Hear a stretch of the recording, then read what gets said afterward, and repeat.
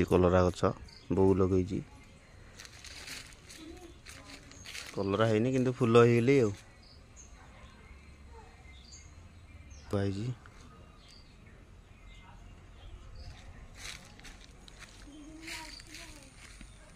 ଏଇଟା ହେଉଛି ମନ୍ଦାର ଗଛ, ଟଗର ଗଛ, ଗେଣ୍ଡୁ ଗଛ, ଏଠି ରହିଛି ଡାଳିମ୍ବ ଗଛ।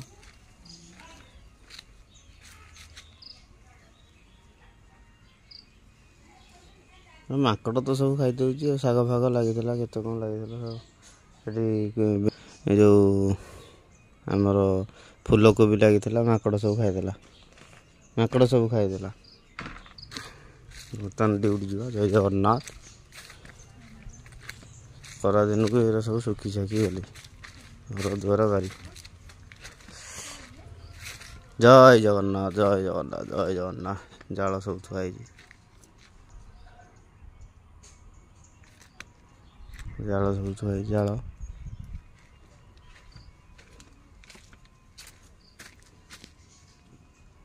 ଏ ଘରର ସାକ୍ଷୀ ହେଉଛି ଆମ୍ବ ଗଛ। ଆମର କେତେ ପୂର୍ବପୁରୁଷରୁ ଏଇଟା ମା ଆମର ଲଗାଇଥିଲା, ସେବେଠୁ ଅଛି।